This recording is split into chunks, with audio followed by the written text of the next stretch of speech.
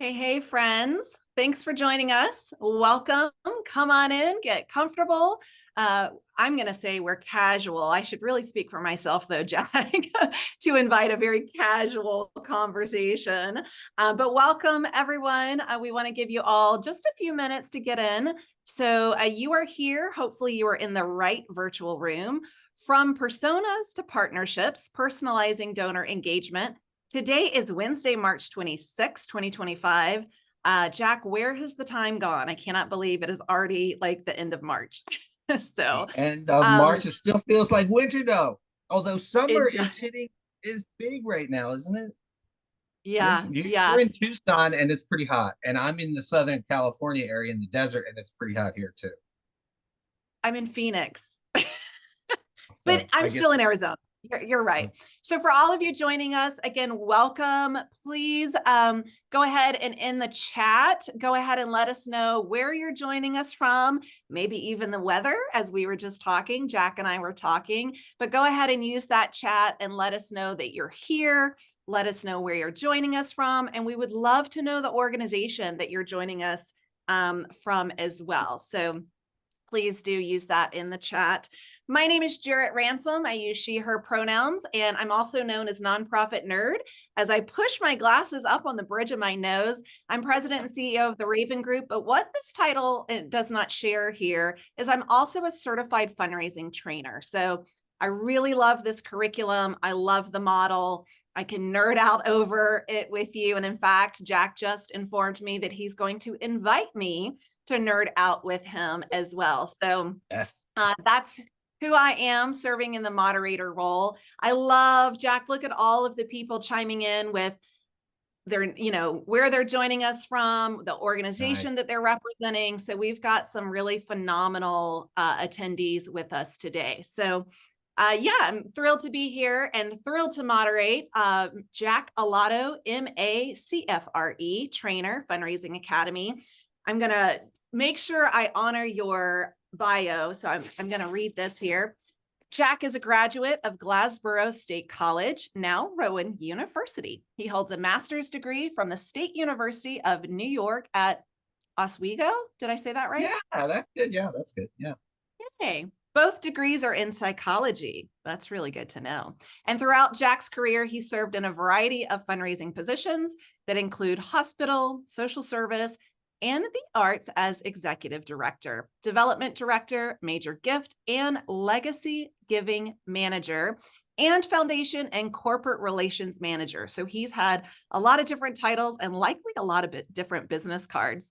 Jack is an AFP, Association of Fundraising Professionals, certified trainer, and he has taught a variety of fundraising classes at JFK University and at the Fundraising Academy at National University, where he is currently a trainer and, of course, joining us in that role today.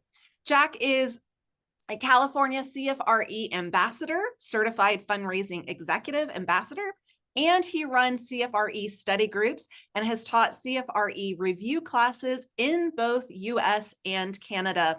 If you haven't attended his classes, his study guides, please do that. I think you have another one starting up in May. May.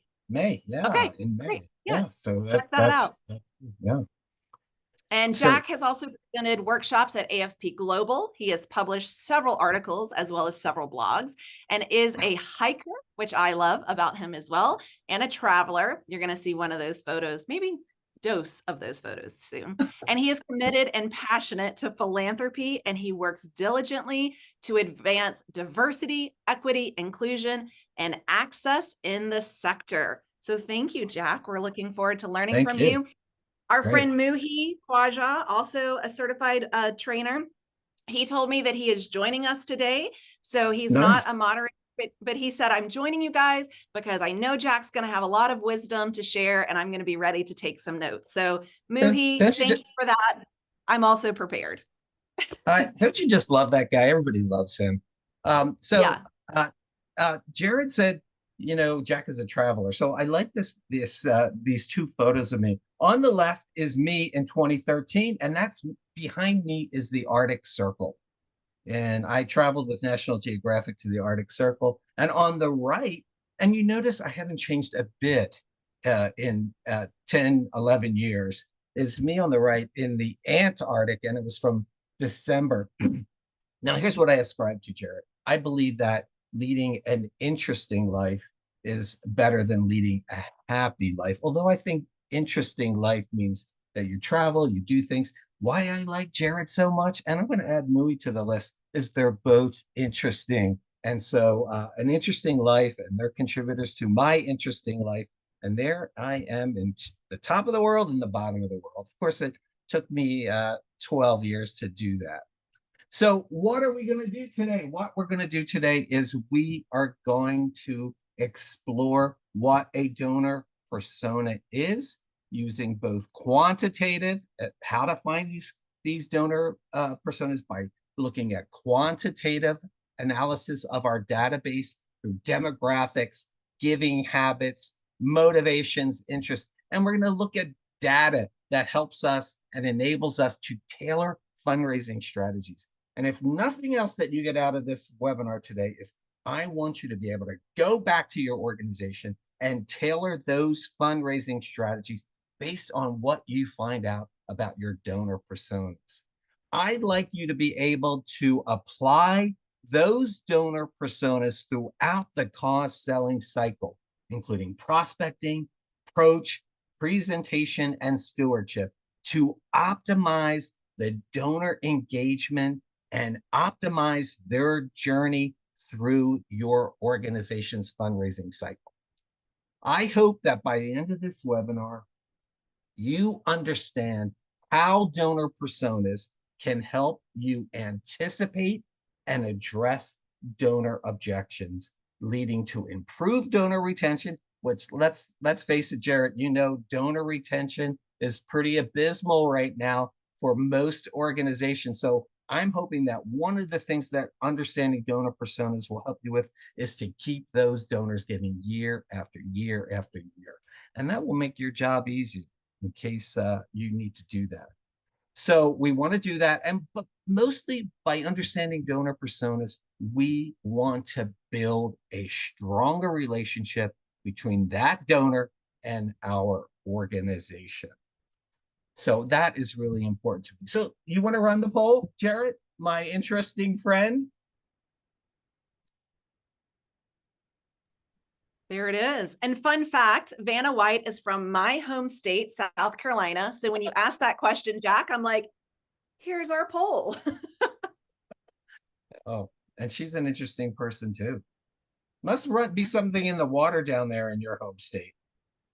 It might be. Look at We're those getting some seasoned really good fundraisers. Yeah, responses here. no Yeah. kidding. So how many years of fundraising experience do you have? Less than 1 year, 1 to 3, 4 to 7, 8 to 10, 10 plus. I got to say the 10 plus, they're on the rise. Yeah. And I love those seasoned fundraisers. I mean, but I also love those people from that 1 to 7 years because they are just all excited about fundraising, aren't they? And they want to learn everything that they can about fundraising. So welcome, you guys.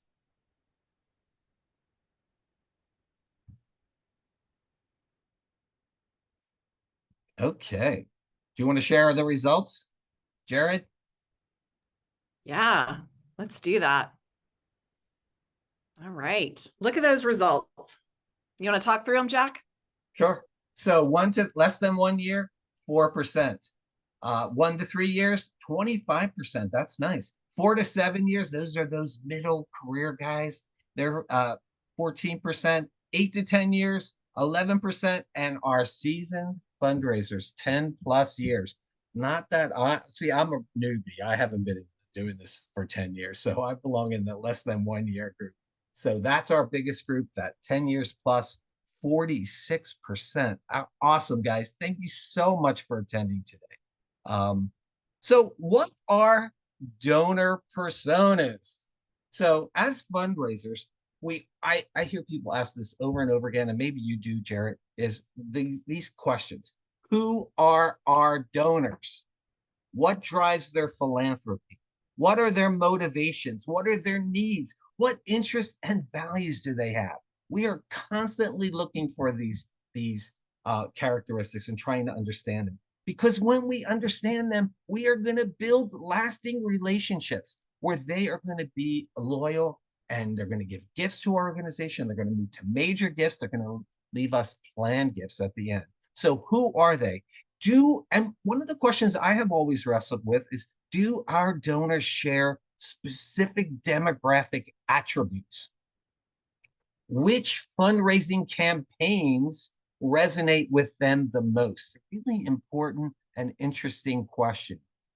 Which of our programs and activities ignite their interest? Because that's what we want to do. We want to ignite their interest in our programs and activities. And how can we better understand and connect with our donors to foster stronger relationships? One of the most beautiful things about the cause selling cycle is its emphasis on building relationships, building strong relationships. And guys, if you look at the cause selling cycle, you will note that in every single module of cause selling, it's all about relationship building.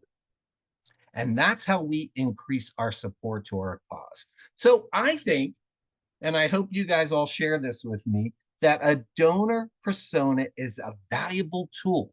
And we need tools in fundraising for answering these questions. We can answer those questions that I just articulated by understanding our donor personas.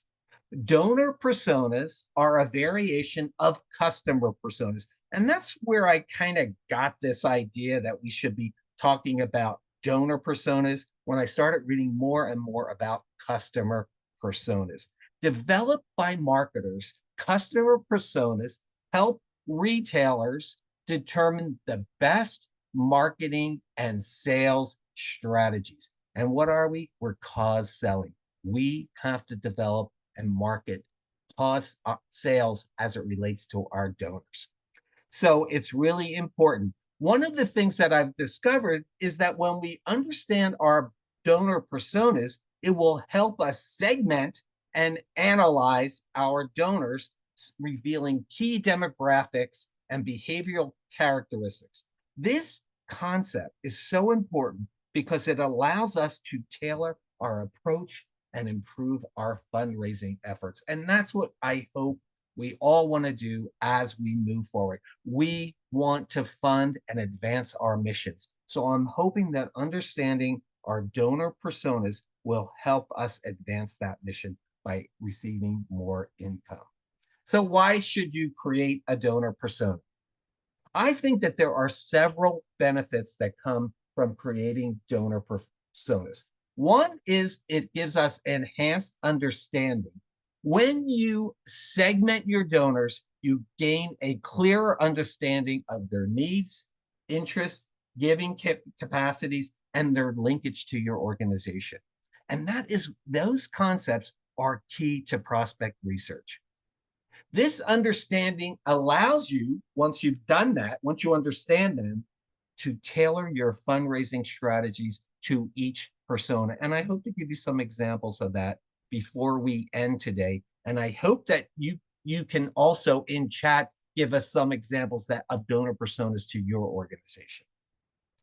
When you create a donor persona, your efforts become more targeted and effective, and they reflect the unique attributes of your various donor segments. That is so donor centric. I just love that concept. So that's the first thing it does. It improves our understanding. Once we understand our donors, then we can improve our communication strategies to them. Donor personas will help you craft messages that resonate with your respective donor groups, whether it's through personalized emails, targeted social media campaigns, or personalized direct mail. Your communication will become more relevant, welcomed, and impactful. So important. When I think of the mistakes that I've made in fundraising, and Jared, I hate to admit this, just between you and I have made some fundraising mistakes. But when I think of the really egregious fundraising mistakes. It was mistakes in not understanding my donors, sending the wrong messages. I remember once in a healthcare facility, I sent a woman who was a major gift donor. I sent her an email and I said, "Thank you for your gift to oncology." She calls me up and she says, "You got it wrong, Jack. Wasn't a gift to oncology. It was a gift to women's health." Now, if I had paid more attention and put her in that segmented group, that donor persona of people who are interested in women's health, probably would not have made that mistake. So improved communications is the second big benefit of creating donor personas. The third, and I love this one the most, is increased donor retention. You know, that woman who I just described as where I made the mistake, she could have left and said, "Bye, I'm not giving to this organization. That guy doesn't understand me. That hospital doesn't understand me. They don't know what my interest needs, etc." was. But with donor personas, where we really target what motivates each donor persona group, it will help you build strong relationships with those groups and increase donor retention. Your increased understanding of your various donor personas and the ability to move more effectively and meaningfully connect with them will increase the likelihood that they will continue to give. This process will also enable you to seek donors who embody key characteristics of the donor persona segments so you can tailor your prospecting, tailor your approach, tailor your cultivation, tailor the ask, and tailor stewardship to increase giving to your cause.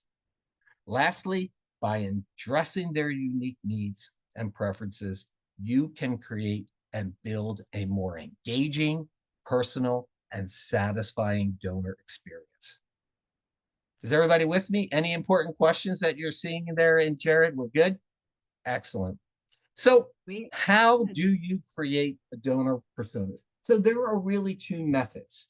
And I'm going to talk about these two methods: quantitative research and qualitative research.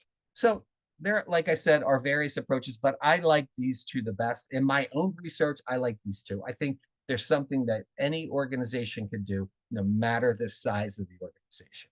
So, for instance, with quantitative research, if you are a fundraiser for a local hospital, you might segment your donors based on their specific areas of interest.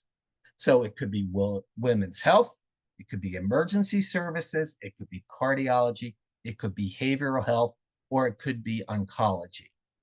Within one of those segments, let's say women's health, because women's health is a big area, you might further segment them and identify personas based on OBGYN services. Maybe you have a birthing center. Maybe it's prenatal nutrition or postnatal care. Okay. So you would find this, you would create this segment called women's health, and then you would drill down into what create different personas based on their specific interests as it relates to women's health. Okay. Similarly, a university would create donor personas based on academic disciplines. For example, people who contribute to the sciences or liberal arts. Within the sciences, you might look at personas that just give to chemistry or biology or physics or astronomy, something like that. So you create even more donor personas. You have that overall donor persona interested in the science, and then you have subcategories of donor personas based upon which specific science they are interested in. You might also analyze key characteristics and create donor personas based on gender. Look, let's say it right out loud. Women are the philanthropists in this country and in Canada. They give at twice the rate of men, and they give more to causes than any. So definitely you would want to segment and create donor personas based on gender, generation. Baby boomers are different than Gen Xers.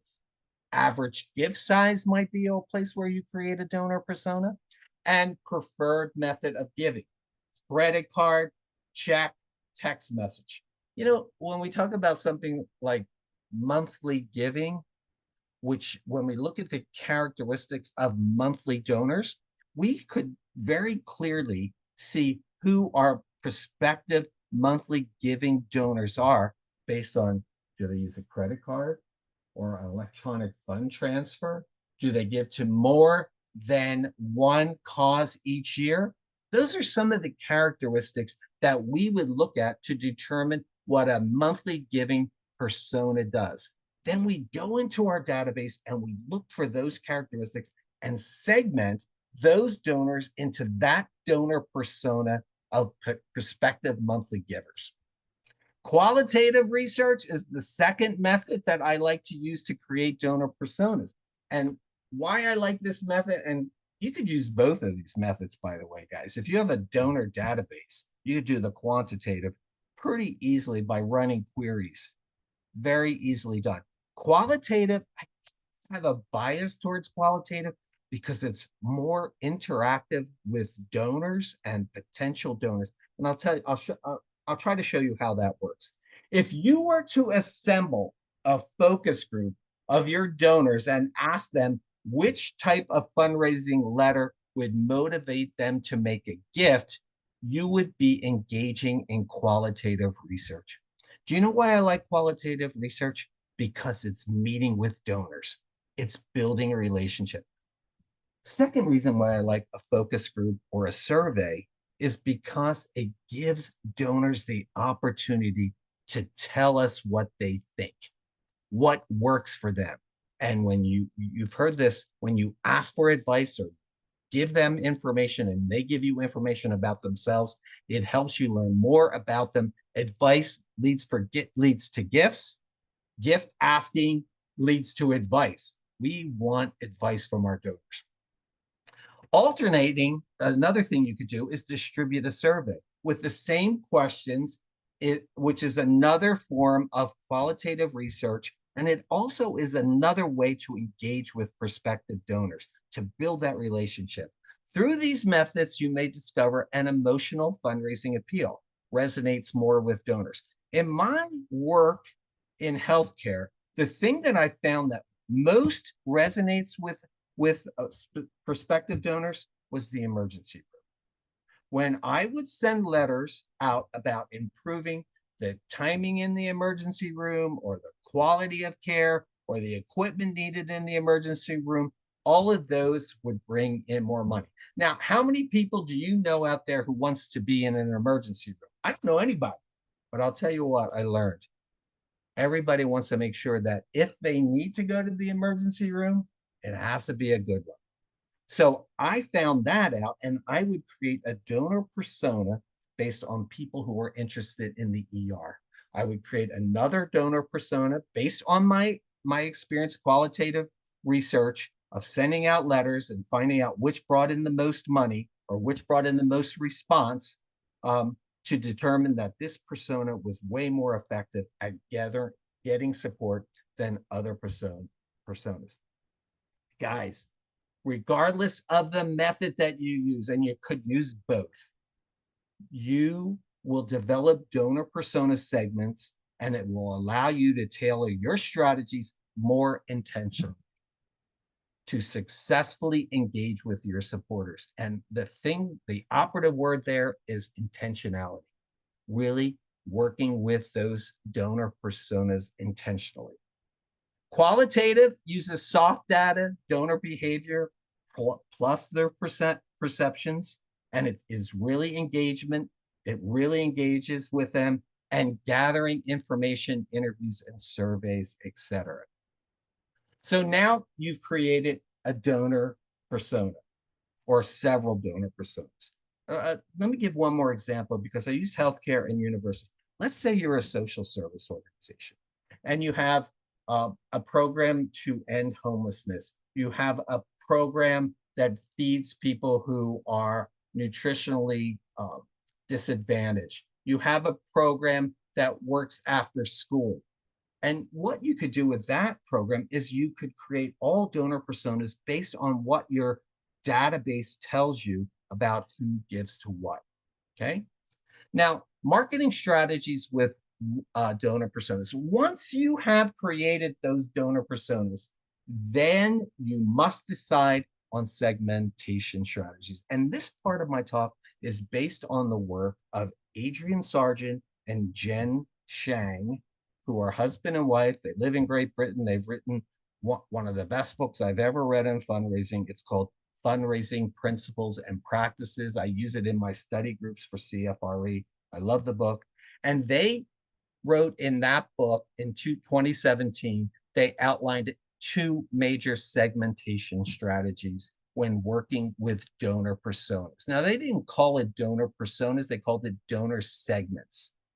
I like to use donor personas, and I'll tell you why I like to use donor personas, why I like to use the word personas, because personas is a marketing. And as we become better at fundraising, speaking the language of marketing might be a more effective way that we can educate our other staff people, our leadership, our board, etc. So the first strategy that these guys have come up with, Sargent and Shang, is the concentration strategy. This strategy enables a fundraiser to concentrate on a single donor persona. Now, to this point, I've talked about many types of donor personas that you could create in your organization. But this strategy focuses on one. It might be gender, it might be age, it might be major donors. This approach allows the fundraising team to specialize in their communication strategies.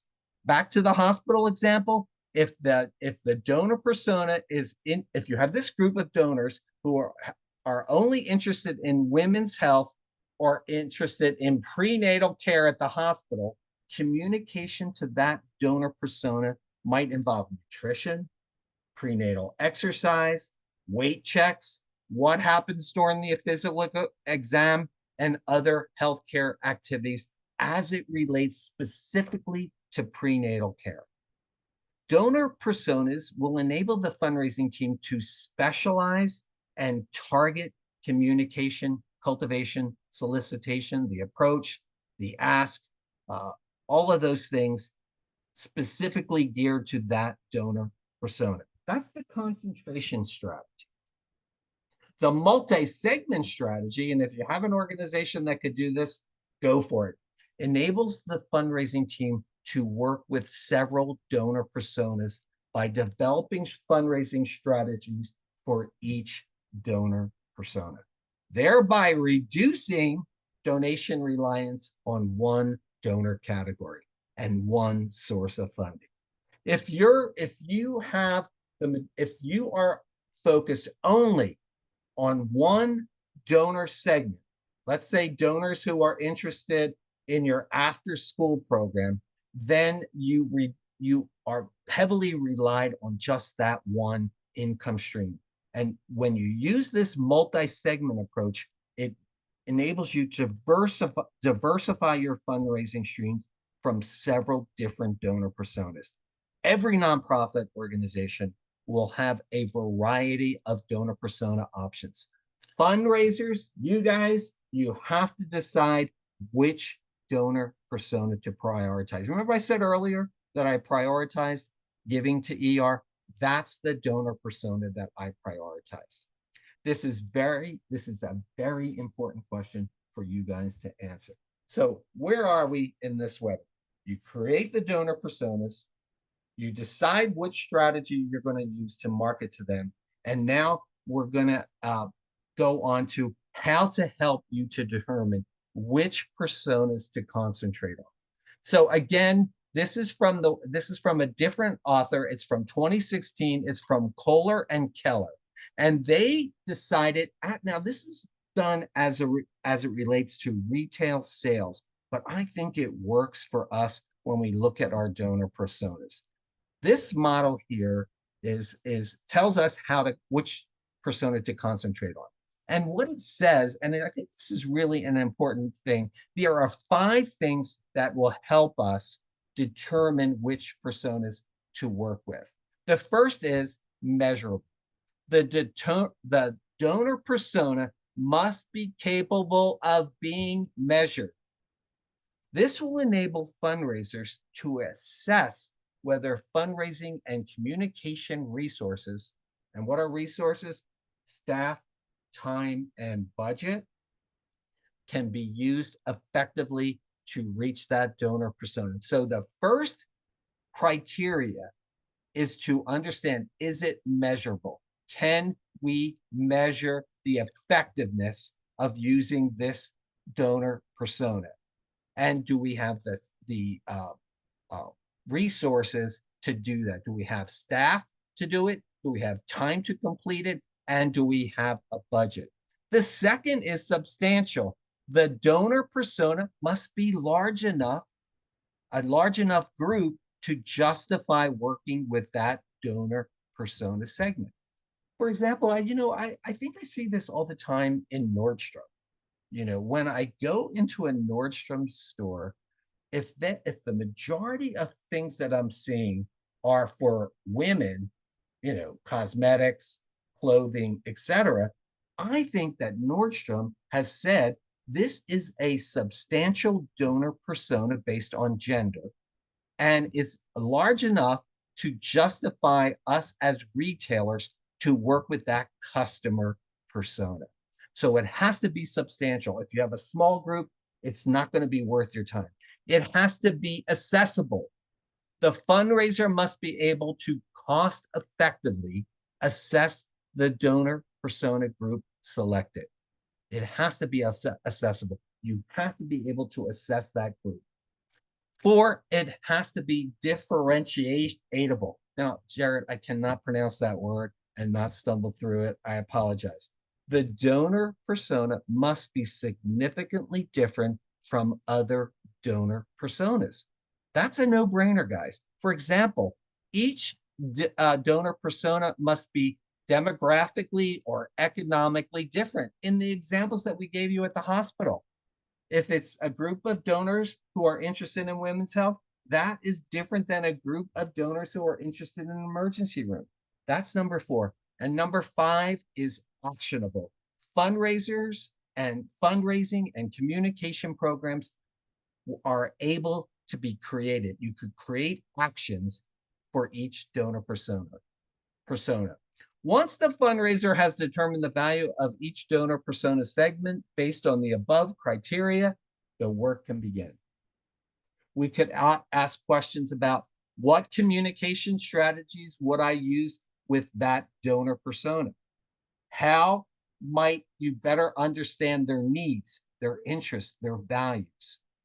How would you use this information in prospecting, in approach, in pre-approach, and approach, and solicitation, and making the ask, and stewardship?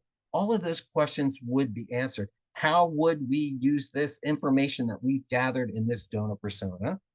And can you identify any potential problems with this group of donors? How would you cultivate, solicit, steward each of your identified persona groups? And what problems, goals, needs, interests, motivations does giving to this program fulfill in that donor? So there are lots of things that we could do, and I'm sure you're going to get these slides and the notes. Take a look at this. If you have any questions, definitely reach out to me. I know this is a lot of information on a very complicated subject, but I know you guys as fundraisers are always interested in being better at what we do for our job. Go ahead, Jared. Yeah, a question, and I'll start with this first, is how often do you recommend these surveys to be sent? These surveys, how often? Well, you don't want to inundate them with a survey every month. I like twice a year. But I'll tell Okay. you what, I Yeah. think, how about this, Jared? And tell me what you think. I think that every time I do a solicitation, maybe wait 30 days and ask them I like that. for the Yeah. survey. So kind of like I a rolling basis.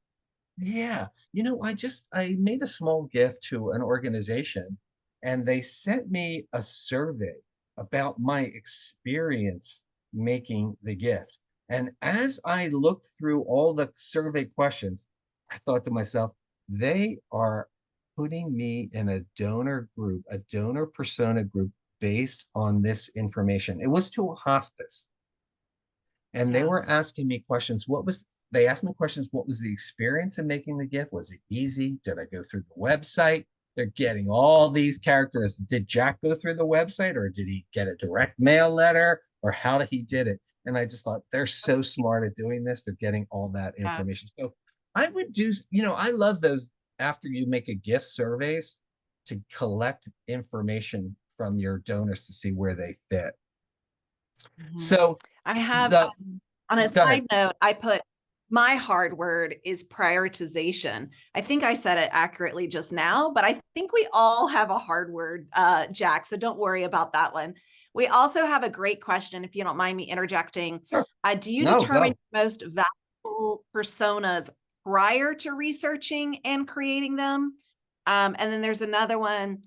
Don't face-to-face conversations or small focus groups serve as better relationship building, and donor persona feedback work better than perhaps a survey? So first Oh, I one is, like do it. you determine Yeah. as valuable personas prior to researching and creating them? Yeah. So I think I would research and create a donor persona based on your history of what people are doing from your database.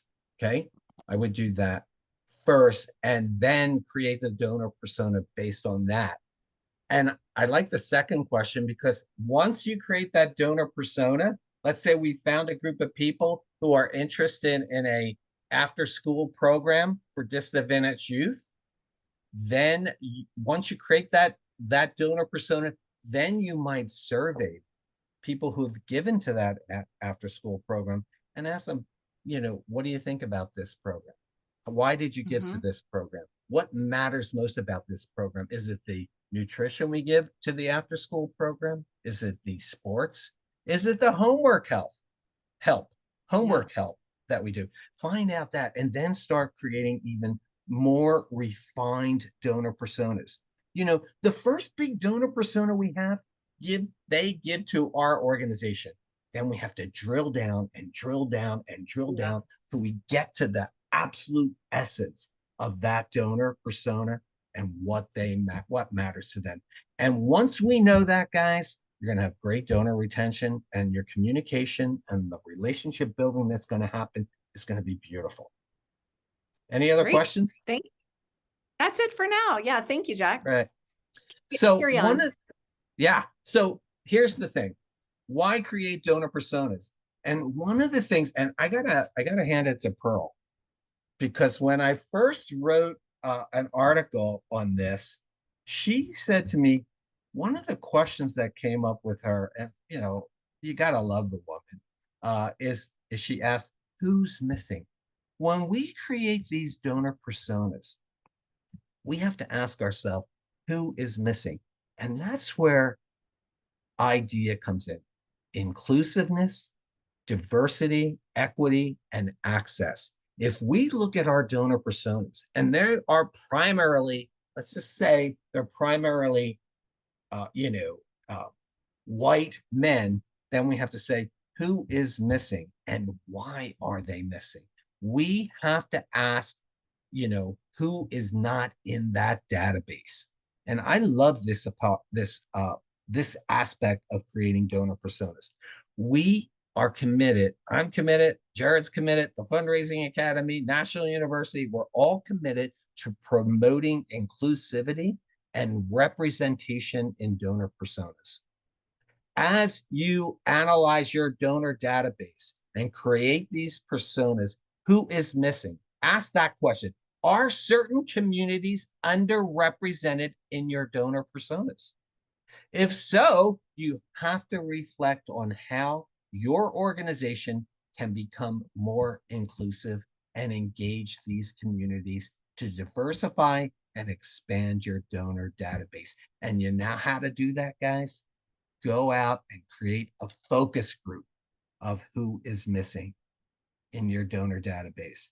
If it's Latinos or African Americans, create focus groups and ask them serious questions about why they're not giving to your organization, what's going on, what messaging are we missing, and then understand better your donor database and who is missing? I love that question, and I'm going to give it to Pearl for asking me that question when we talked about this. Okay, Jack, community we have share. another. Oh, Go ahead. good. We have another Yeah. question. If you have two personas that appear equal in priority, what do you use to determine which one will take priority over the other? Wow, I love that question, and that's a great question. And I got That to is a tell good you, one. I'm not. Jared. I don't really have a good answer for that. You know what I would say? Prioritize both of them. That's what if Yeah. I was. Yeah. Oh, My yeah. gut, if Go you ahead. don't mind me, No, Jack, would be go like, for I it. don't have, like, for me, a persona has multiple characteristics. And so I think for that, for your example, it could be women's health, it could be oncology, Yeah, it could be, any other factors. So yeah, I think for me, it's not just saying this is the one and only persona that we're yeah, guiding our decisions on, right? It's like this is the makeup of this persona group, yeah, if you will.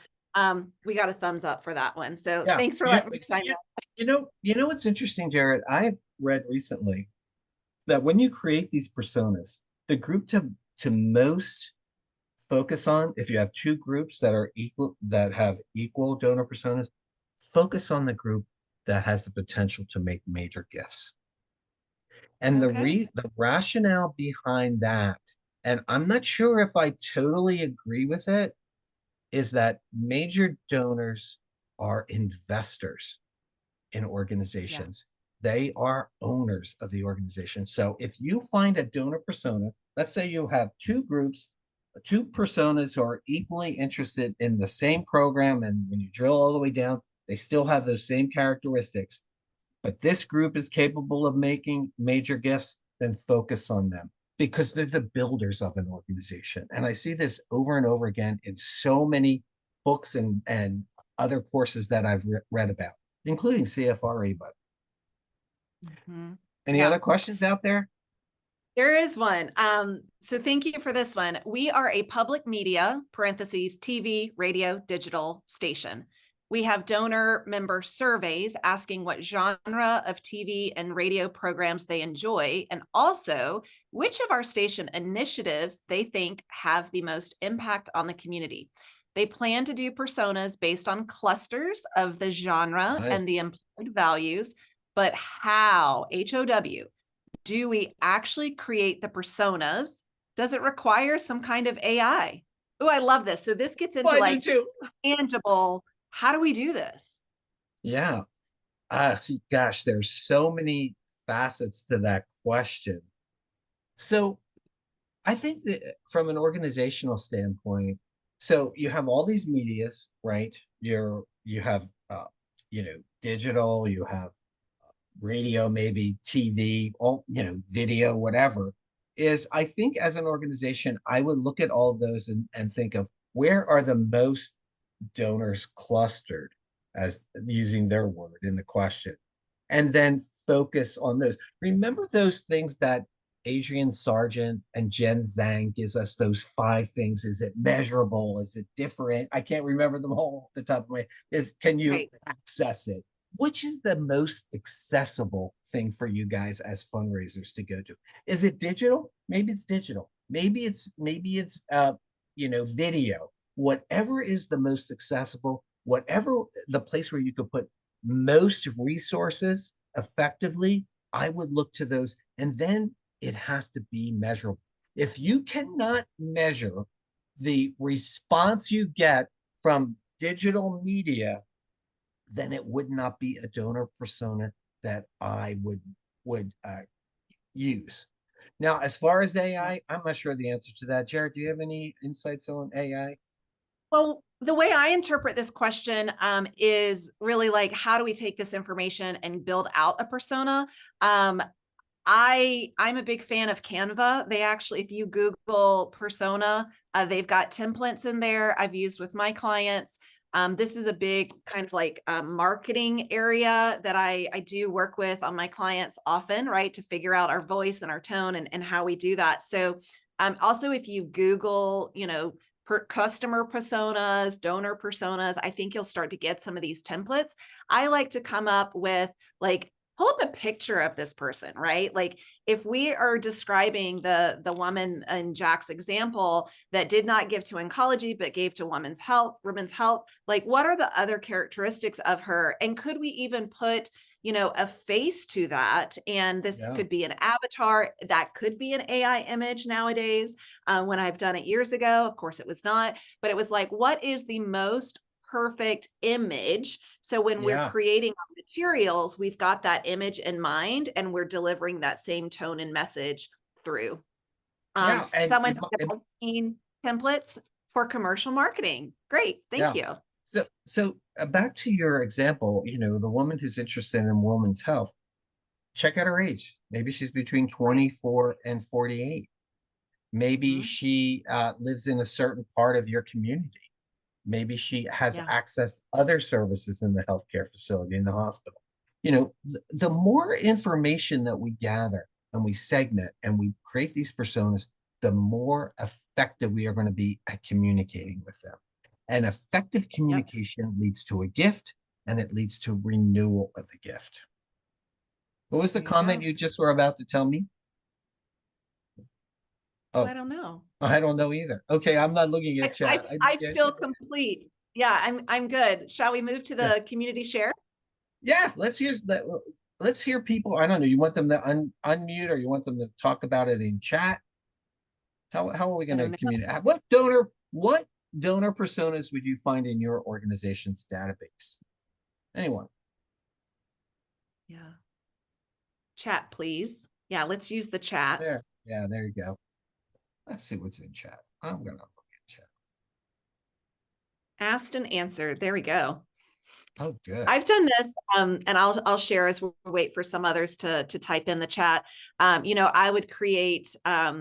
It is a male between this age, no children. Um, they are invested in intellectual conversations. They are really invested in their dog. They go to dog parks. They shop at Yeah, this nice. grocery store. This is the kind of community in which they're spending their time, spending their money, maybe even how they vote, right? Like really building out those picture. These are the donor personas that I've seen in Yeah, organizations' databases. I've also worked with organizations completely separate. I'm sure we've all had this, is like, we have a very older demographic and we're yeah, worried, right, of our donors aging out, i.e., passing away, leaving this earth. How do we incorporate, a newer donor?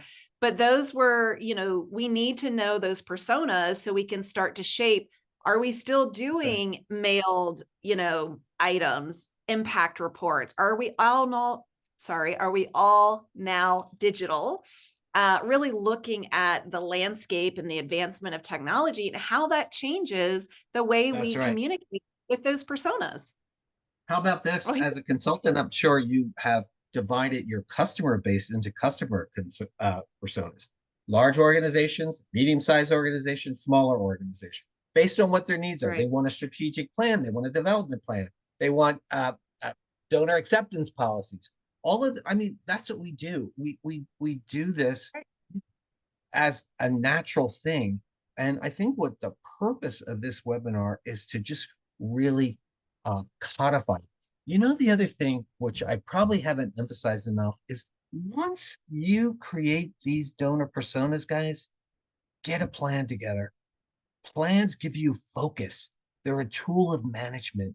If you have a donor persona, based on our example of the woman who's interested in women's health, get together a plan that would go through the journey that cause selling is. Prospect research. How are you going to uh, approach them? What's your pre-approach? How are you going to approach them? How are you going to understand their donor objections? And by creating a persona, guys, you're going to get a leg up on potential objections, because when you understand that donor persona group, you can anticipate their objections based on what you know about them. Then the solicitation process. So create that plan that moves that donor from prospect to donor. Okay. I think it's really important. Plans are me, I'm a big plan guy. Create a plan. Yeah. Any other comments or questions? Anything out there, guys? I see a let's see, what is this? Um, children, male and female, separate persona. Yes, Todd, absolutely do that. Yeah. Anything else? Any questions? You know, we Here's have one. 50, We have go 15. ahead. Go ahead, Jack. We have 15 very different programs in our organization. I love that. You're a very multi-service organization.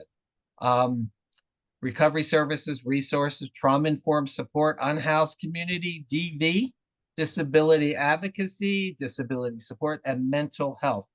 That's so you have probably have 15 different donor personas based on what they give and then drill down. Let's look at the unhoused. What other categories in that donor persona of unhoused, people who give to the unhoused community? What's under that?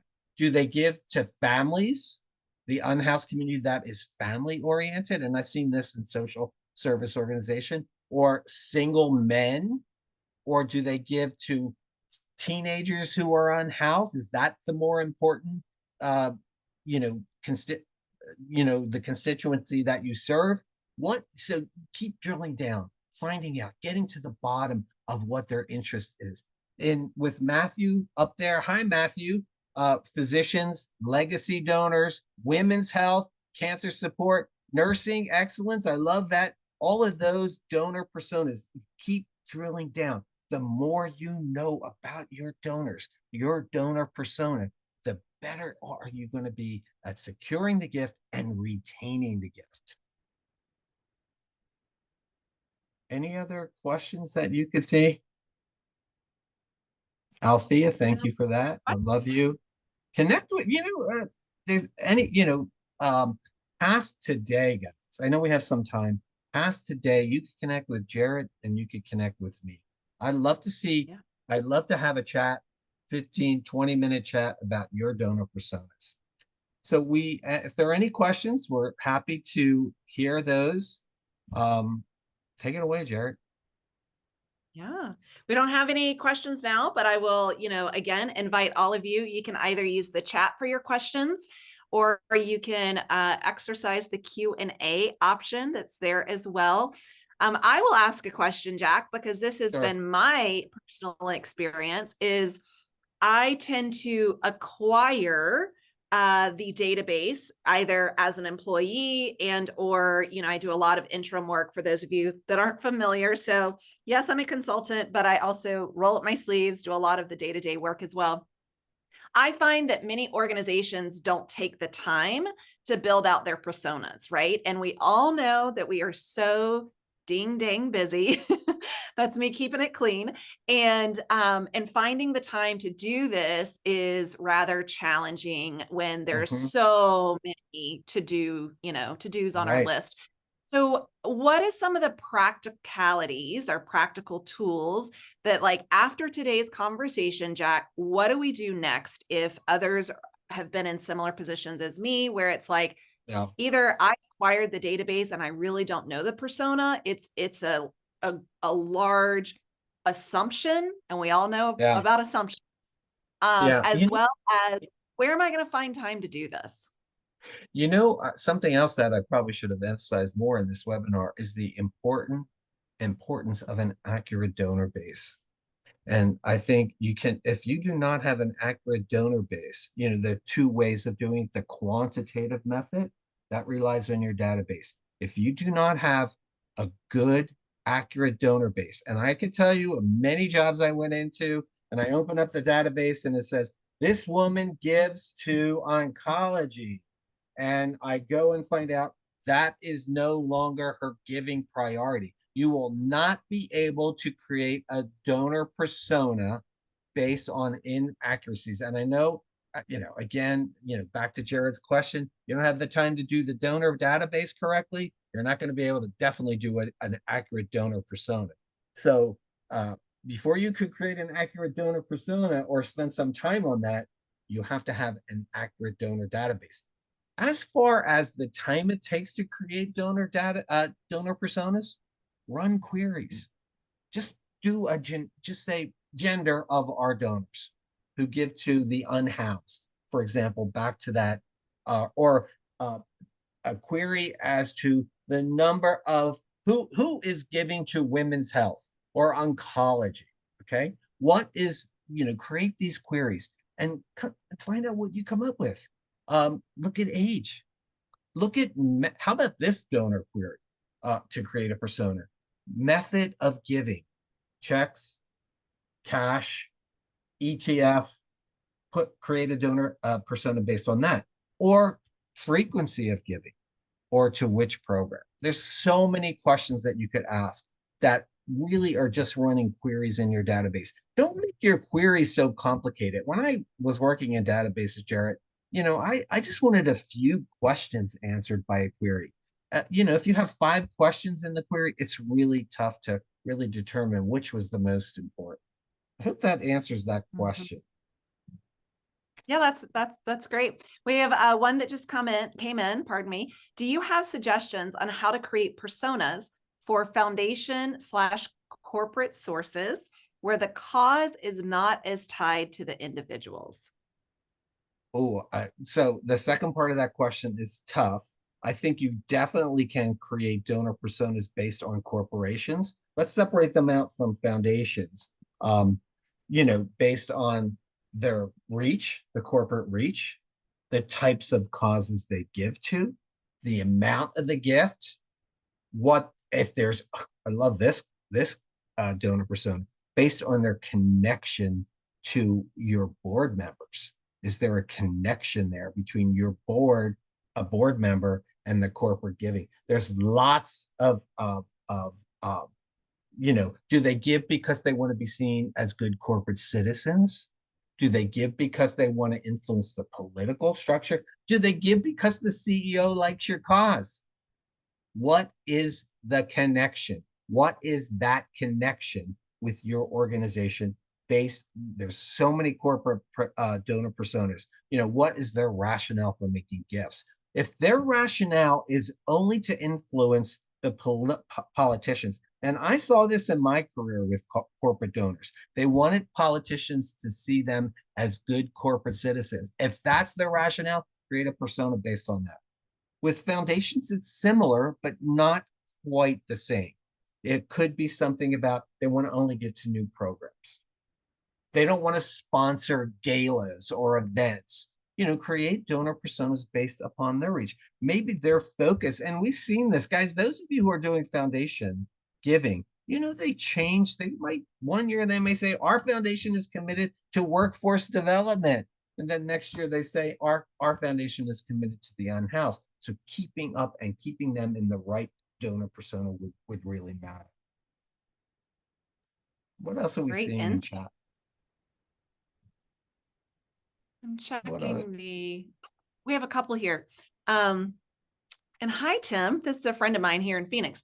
I work for a spiritual retreat center and I'm trying to figure out what is our donor persona. Our foundation was in the Lutheran side, but we are actually open to all. Well, so I would definitely create donor personas based on their faith, which faith Mhm. they, and I'm not sure. I would imagine that when they come to the retreat or whatever it is they do, they indicate what their faith is. In fact, I'm seeing hospitals do that more, whether they're faith-based hospitals or not. What is your faith? They want to know this kind of thing because if you're a Lutheran, maybe they want a Lutheran minister to come and visit you in the hospital. So I would definitely do that on faith. There are other things if they've made a gift to your organization. Look at gift size, gender, how about gender, faith, and amount of gift? Just those three. Create a donor persona based on those 3 characteristics. If you find that the majority of people who come are Lutherans, then that's a donor persona. If they're Catholics or Presbyterians or Episcopalians, whatever it is, all of those things are important. I hope that Yeah. helps, Tim. Yeah, I think it helped. Another one, have you used CRMs to align the database with the donor persona? And are their softwares better equipped for this type of Yeah. attribute for pulling queries? So the last part of that question, I think most of the major software that's out there, Blackbaud, Loomerang, all of them are capable of creating or giving you information about your donor personas. I'm not advocating any one of them. I don't know. Um, so I'm not sure, I think what would be great. I mean, if you're thinking of changing your software, test it. Tell them you want to Yeah. test the ability of their software to create donor personas. What was the first part of that question? Have you used CRMs to align the database with donor personas? I'm not sure what you mean by align the database with. I don't think you align your database with donor personas. I think your database tells you who your donor personas are. I don't Supports think, that. yeah, it supports Yeah.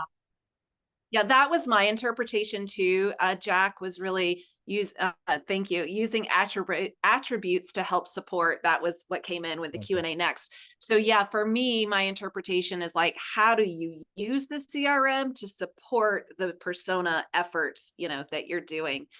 So I hope that's helpful. We've got another one here in the chat. I'm working in a Okay. burn foundation. I'd like to know what persona we should create. Wow. So I think so a burn foundation, I'm going to assume means that it's an organization that helps burn victims. Okay. So I would imagine grateful patients, previous patients like any healthcare facility, uh, donors who want to support the victims of burning or being burnt or their homes being destroyed. I want to expand it beyond just victims who are personally burnt, but maybe their homes. So I would create personas based upon their motivation to give. Okay. So is it a previous patient? Is it a family member of a current patient? Is it someone who just wants to support the victims of burn incidents? Whatever it is, create donor personas around all this. Look at your donor database first to see who is in that database.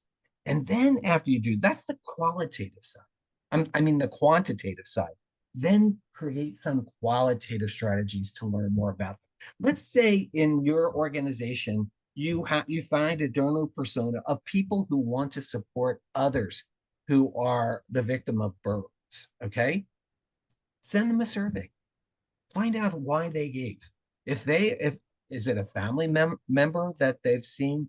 Do they have an early history of seeing this happen to some other person, or are they compassionate? Do they have empathy towards people who are victimized by this? So find out all those types of things. Great insight. Martha says yes, and hope that was helpful. I don't see any others in the Q&A, and Okay. you're welcome, Martha. Thank you. Yeah. I don't see any others in the Q&A, Jack. I think you rocked it. Again, for me and my experience as this is often the work that doesn't get done, right? Like this is often set aside. It seems too too complex, too cumbersome. And I hear that with strategic plans as well, right? So I Yeah. say, this is what you need to invest your time in so that you are getting the investments to your critical missions to support the Yeah. sustainability of the work that you do. So we Yeah. have got to step aside and pause, and we've got to get back to some of these basics, right? Like this is me advocating, standing on my soapbox saying, I know I've been there with all of you, right? True. In my own professional way. This often gets set aside. Don't let it, right? Carve Yeah. out some time, work with your team, get this done because it will support you tenfold. Yeah. And I think that last statement is so important because when you invest up front in something like this, it's going to make your job easier and it's Yeah. going to free up more time later on because you are going to know exactly what channel to communicate that with that donor, what messaging to send that donor, what what solicitation you're going to ask them for, all of those things. It takes the guesswork out of fundraising. I have said this before. People say, oh, fundraising is not rocket science. Fundraising is not brain surgery. Can I tell you something? It's harder. A brain surgeon Yeah. follows a group of techniques. A rocket scientist, they get trained to do it. We can take the guesswork out of so much of what we do by creating donor personas. The question I saw Yes. in chat last is, are we going to get this recording? And I see right here, remember that you all will receive a link to access this slide deck and recording in a follow-up over the next few days. Let me go to summary. And I love Jess, thank you so much for giving me transitions. I never can do this. You got to love the staff at the Fundraising Academy. Summary. What is a donor persona? I hope you have a better understanding of what that is. And I hope you have a rationale for why you want to create donor personas and how to create them. I think Jared and I have repeatedly said, this is how you do it, guys. If you have any questions, connect with me. We hopefully gave you some examples of donor personas. And here is the most important thing is how to connect with each of us. There I am in that little QR code. Connect with me on LinkedIn. Jared and I have a competition going on right now. How many people will connect with us after this webinar? No, just kidding. There's no So funny, competition. Jack. We Yeah. love each other. Friendly Okay. competition. Absolutely. Yeah, please do connect with us. We are here, as is the entire Fundraising Academy at National University team. Um, Fortunate to serve in this capacity, Jack. That's how I feel. I know you do too, because we love what we get to do. Hey, we also want to remind you that the Fundraising Essentials Certificate is available. If you haven't checked it out, there is a link now in the chat. You can also scan that QR code, right? The world of QRs now, but you can access flexible modular fundraising courses. I've got to tell you, this is ready for you, regardless of how you answered the poll. Under 1 year, 2 to 4 years, 5 to 7, whatever that breakdown was, 10 plus years. This certificate is for you, and I want you to check it out because it's, as it says here, comprehensive training, self-paced learning. I know that's very important to me. Pricing options. And then if you want to pursue your CFRE, you can also do that with and complement this Yeah. fundraising essentials certificate. So please do see that. Jack, we need you to go Yeah, back. I will Go go back back. I one saw slide. that in There you chat. go. There you go. Okay. Yeah. And don't forget So the yeah, first one there is Jackalato. It's not Jared Ranson. Here's the no, thing. yeah. If I could add something to that next slide, which we just took off, um, in my work in fundraising, which has some years, and I do a lot of things in fundraising, but I think that comprehensive fundraising certificate that Jarrett mentioned is probably some of the most important work I've done and the most interesting. Remember, an interesting life to me is more valuable than a happy life, but an interesting life leads to happiness. So I think that's really key. I think the second thing that I would add, and I hope they were able to get those QR codes. Pursue your CFR. You know, just yesterday, Jared, I talked to someone from Florida, a development professional who's working on their CFRE, and they say to me all the time, I have 43 credits towards my continuing education, and I need another, 27 or 37. And I say to them all the time, you can get free continuing education credits by what? By going to mylearningportal.com, .org, mylearningportal.org. And I think this QR code does it. So please do that. And it's free. You could rack up your continuing education credits there. Here's another thing. I just renewed recertified for CFRE. And trust me, you do it every 3 years. You don't have to take the test, but I use many of these credits from today, like a webinar from today, as well as other. There's Jarrett Ranson's up there with some great webinars. I'm up there. Mooey's up there. Pearl's up there. There's so many people up there. LaShonda Williams is up there. Go there, guys. You could do it. And Ooh, I what's love coming this. up? I'm going to call out Matthew because Matthew called out themselves. I acquired 48 hours of credit towards CFRE using Fundraising Academy. Hey, thank you, Matthew. And we And would love that testimonial. One of us from the team will be reaching out to you. yeah, well, I know Matthew, Yeah, and Matthew is a brand new, spanking new CFRE. So, love it. Matthew, Congrats. definitely Jess or Deandra, reach out to that guy. We need Yeah. he works in Yeah. healthcare, so he'd I be a also good want to investment. share for this learning portal, share this far and wide, right? Share it with your team, share it with your board members. This portal is for any and everyone that is involved in your mission. I believe, Jack, you can tell me if you're not in line with this. We are all fundraisers, right? We are all fundraisers because we're building relationships, we are making connections, and we are advocating for a cause.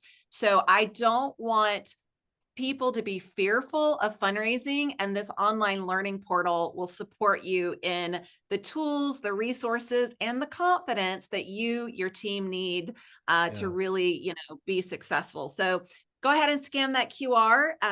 Look at the portal. As Jesse had shared in the chat earlier, the recording of this webinar that Jack did today will be up on the portal. So you won't get it emailed to you. It'll be up on the portal and you can access it there. So make sure you yeah, do that. And if you found it valuable, share that, right? Share that access, share that link with your team and other colleagues. So it's a lot of rich information here.